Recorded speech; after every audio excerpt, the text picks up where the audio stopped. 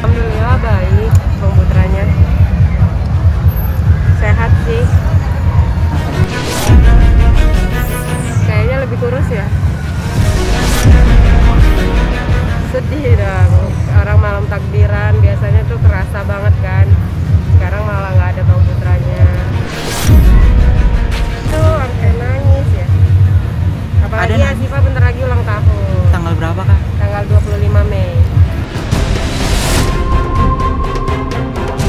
Momen hari raya tanpa suami kini telah dilalui oleh Septi, istri dari Putra Siregar yang harus ditahan oleh pihak kepolisian lantaran tersandung kasus pengeroyokan di salah satu bar kala itu.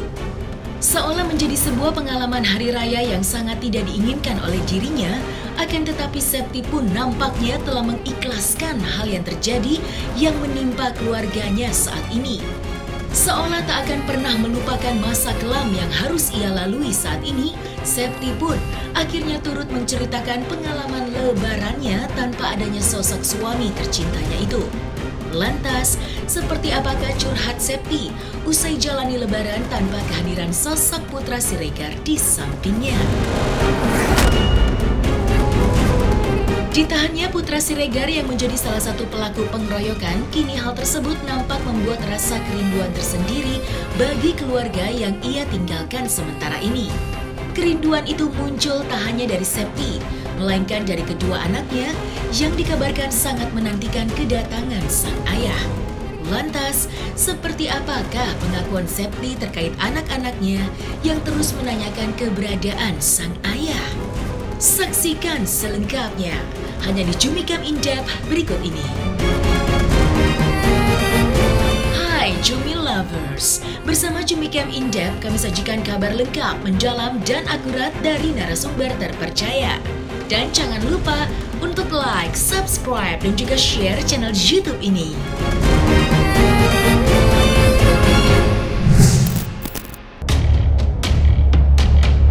Setelah merasakan hari raya tanpa kehadiran suami tercinta, hal itulah yang saat ini dirasakan oleh Septi Siregar yang harus merelakan momen lebaran bersama sang suami yang mendekam di balik jeruji besi usai ditetapkan menjadi tersangka atas kasus pengeroyokan yang terjadi beberapa waktu yang lalu. Pergi mengunjungi sang suami di waktu lebaran, momen tersebut pun nampaknya menjadi sebuah pengalaman pahit bagi Septi dan anak-anaknya karena harus merasakan tradisi hari raya tanpa adanya sosok Putra Siregar di sampingnya. Mengaku sudah mengikhlaskan apa yang telah terjadi padanya, kini Septi pun turut memberikan update mengenai kondisi Putra Siregar yang hingga sampai saat ini masih harus menjalani aktivitasnya di dalam jeruji besi. Lantas, seperti apakah update terkini kondisi Putra Siregar saat ini? Alhamdulillah baik, Bang Putranya. Sehat sih. Di rumah, tapi aku ngantar lontong ke sana jengukin Bang Putra. Sama aku juga nggak open house karena kan nggak ada Bang Putra, jadi nggak seru. Kayaknya lebih kurus ya. Ya disuruh sabar, ikhlas gitu. Sabar aja Bunda, ikhlas. Ya kelewat karena nggak sama Bang Putra, jadi kita nggak bisa terima tamu. Kalau ada tamu kan kita nggak enak, nggak ada Bang Putranya, nanti pasti bakal ada pertanyaan-pertanyaan lagi. Dan itu yang bikin aku nggak bisa jawab nantinya, jadi kita belum terima tamu. Sedih dong, orang malam takbiran biasanya tuh kerasa banget kan. Sekarang malah nggak ada Bang Putranya. Keluarga ya paling bagi-bagi, berbagi THR gitu. Di jalanan sama di anak-anak PSor berbagi terus. Iya sama ibu aja, sama anak-anak di rumah. Dan nggak keluar kemana-mana, keluarnya ya jengukin Bang Putra. Terus yang anak-anak kan bosan di rumah, izin bawa jalan-jalannya deket-deket condet doang. Sebuah kerinduan akan sosok ayah yang biasanya selalu hadir di setiap saat, kini hal itulah yang nampaknya dirasakan oleh kedua anak dari Putra Siregar yang terus menunggu kehadiran sang ayah untuk kembali berkumpul dengan keluarga. Saking rindu dengan sosok sang ayah, salah satu anak Putra Siregar pun dikabarkan mengalami demam dan terus menunjuk foto sang ayah yang hingga sampai saat ini tidak kunjung pulang ke rumah. Lantas, seperti apakah curhatan Septi Siregar melihat anak-anaknya yang sudah sangat merindukan sosok putra Siregar? Rindu, sampai nangis ya. Apalagi Ada Asifa bentar lagi ulang tahun. Tanggal berapa Kak? Tanggal 25 Mei. Aku lihat Ditunjukin foto papinya, dicium-cium terus. sempet Iya. nangis gitu nggak sih Kak? Nangis lah.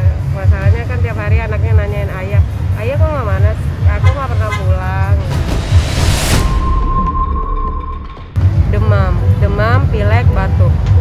Bisa dibilang karena rindu sama papanya ya. Bisa jadi, aku bilang anak-anak kangen. Cuman aku kemarin sempat ajak mereka ke sana, cuman mereka di mobil. Soalnya nanti kalau ketemu ayahnya minta gendong terus, takut malah nggak lepas. Sampainya ya di sana kan ada anak kecil juga ya di dalam sel gitu. Nah dia nyampein apa kasih sayangnya melalui anak itu, bilangin kangen sama anak gitu. Jadi dia ngasuh anak itu kalau di luar. Ada tetanggaan selnya sama Bang Putra. Ibu-ibu punya anak dalam sel itu tetanggaan. Liatin, katanya Bang Putra sering di depan pintu gini-gini sama anak itu. Sepi, justru karena sepi nggak ada orang, tapi yang jengukin orang ada keluarga orang lain yang jengukin ada. Di rumah di Condet nggak kesana, soalnya itu sampai 4 pagi anak aku nggak bisa tidur karena sakit, jadi aku nggak jagain sampai 4 subuh, jadi nggak bisa keluarnya itu sekitar jam 9. Lebih ke sedih sih, mungkin kalau nangis belum, karena kalau nangis nanti malah ikutan nangis gitu.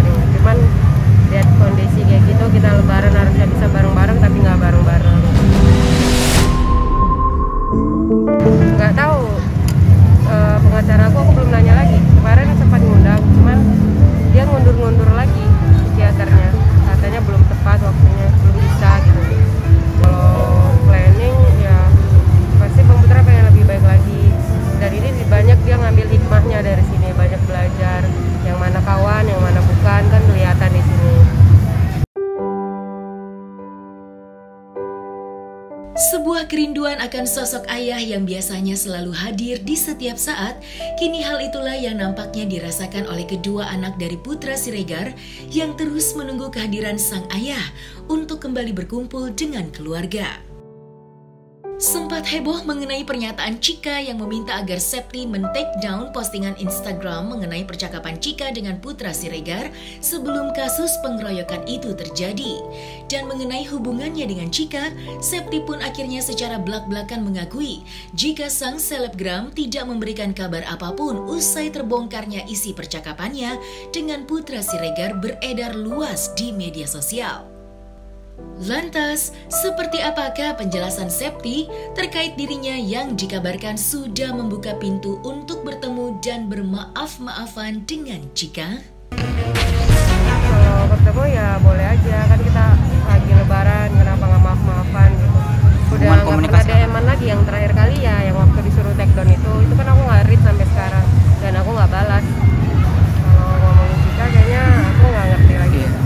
Nah, nunggu dari pihak yang berwajib juga sih gimana kelanjutannya, dan sekarang aku masih nunggu. Bang Putra udah penahanannya ditambah, terus kita banyak diam, udah ngindar-ngindar dari media gitu. Pengennya ya kenapa sih nggak berjalan lurus aja, damai gitu. Chika sendiri di situ ngejelasin kalau Bang Putra hanya memisahkan, tapi banyak beredar bahwa Bang Putra juga melakukan pengeroyokan. Logikanya 2 orang lawan belasan orang, sebenarnya siapa yang dikeroyok dan yang babak belur siapa, tapi siapa yang merasa dikeroyok. Saya nggak tahu apa yang Chika bahas kepada polisi, cuman yang di DM Chika itu katanya itu benar kejadiannya seperti itu, cuman selalu ada yang dekat sama Chika untuk diam gitu, kayak ada selalu yang dempetin Chika, jadi Chika nyampein maafnya lewat DM. Komunikasinya aku sebenarnya udah izin sama Chika, aku izin share tentang DM kamu, karena di sini ini sebenarnya kamu nyampein ini ke orang lain, bukan berita-berita yang buruk yang di media luar sana, saya bilang itu. Jadi biar orang lain juga tahu kalau nggak yang kamu sampaikan itu yang seperti ini yang benar gitu, yang malah memojokkan Bang Putra, bukan yang malah ngejelekin Bang Putra gitu. Dia nyuruh take down. Sampai sekarang DM-nya belum aku buka karena kenapa di take down, aku nggak buka DM-nya. Itu tidak benar. Itu sepertinya bukan Cika yang menyebutkan, tapi ada orang lain yang menyebutkan Bang Putra mabok. Bahkan dari Cika sendiri dia bilang Bang Putra nggak mabok. Gimana sih kok bisa ada orang lain yang mengatakan Bang Putra mabok? Cika itu kesana sama pacarnya atau sama gebetannya gitu. Terus jadi dia pindah-pindah meja, keliling-keliling, pindah-pindah meja. Gebetannya galau, udah narik Cika 2 kali bolak-balik, Cikanya masih keliling-keliling, nggak tahu kemana nih. Terus si Cikanya nangis, nggak tahu nangisin apa. Terus si Riko datang ke sana, tapi malah diejekin nih sama orang-orang ini yang ada di situ, diejekin, dan disitulah terjadinya itu cekcok. Gak mungkin kan anak saya mukul duluan kalau nggak ada sebab akibat. Di situ, karena dia ngeliat si pacarnya Cika ini galau, dia lihat pacarnya sama orang lain gitu. Kesalahan kenapa Cika nggak nyampein di media tentang bahwa Bang Putra tidak seperti yang diceritakan orang lain. Itu kenapa cuma menyampaikan itu lewat DM saya. Saya harap dia juga bisa meringankan saya yang punya anak, yang selalu nanyain kabar ayahnya. Dan hari ini saya nggak bersama Bang Putra. Di situ saya sebenarnya udah maafin, cuman tolong kalau ngomong di media atau dimanapun sejujur-jujurnya, jangan ngomong berbeda atau jangan nyampein, sampaikan aja yang kamu lihat, jangan bilang yang beda-beda. Tolong sama seisi DM kamu itu ke saya. Cika ya, tolong sampaikan yang sebenarnya keadaan Bang Putra. Dan tolong jangan beda-beda, jangan ada yang ditutup-tutupin demi kamu ngamanin diri kamu atau kamu ngamanin orang lain. Karena di sini bisa dilihat juga dari kesaksian kamu. Jadi saya mohon juga sampaikan seperti apa yang terjadi, jangan ditutupin, jangan dibohongin, dan jangan ngelindungin siapapun. Enggak sih, nggak cerita banyak, mungkin ceritanya sama Aurel ya, tapi kalau sama aku sih nggak cerita banyak. Tapi pasti seorang ibu, seorang istri pasti kangen, apalagi anak-anaknya kan pengennya lebaran sama papahnya, kayak gitu-gitu. Pasti itu keinginan setiap keluarga ya. Jadi kita doakan aja yang terbaik, semoga nanti kan ada bisa entah maaf-maafan bareng atau apa di hari yang fitri ini. Dan menurutku ya harus ini ya, mungkin menurutku yang di lapangan atau yang bersangkutan lebih mengerti apa yang terjadi dan untuk hukumnya dan lain-lain gitu. Jadi aku nggak tahu banyak lah soal itu, tapi aku cuma tahu keadaannya. Semoga keluarganya semua diberikan kekuatan dan ketabahan dengan ujian yang sekarang terjadi. Aku komunikasi dengan Kak Septi, pasti kasih semangat ke Kak Septi, kasih semangat juga biar dia tuh terus tawakal, terus berserah sama Allah, berdoa, sholat yang rajin, segala macam, lagi mengingatkan yang positif aja. Karena satu, ini kan lagi berjalan. Kalau seandainya kita pengennya ngepost dikit-dikit bareng Kak Septi, nanti jadi makanan lagi berita gitu. Jadi makanya lebih yang komunikasi private, Kak Septi semangat segala macam, dan Kak Septi untuk benar-benar seorang istri dari papi dan seorang ibu dari anak-anaknya yang begitu tegar, yang begitu kuat, yang begitu hebat, dan dia lebih lebih yang kayak legowo. Kalau emang seandainya suami salah, ya sok gitu loh. Tapi kalau seandainya suami saya nggak salah, ya toh nggak apa-apa, dilakuin dulu aja pemeriksaannya gitu. Karena hukum itu kan ada prosesnya. Cuma Allah nggak tidur lah. Pokoknya apapun yang papi lakuin sekarang, proses perjalanan hukumnya ini adalah suatu cobaan yang nanti kedepannya bakal ada nikmat yang luar biasa.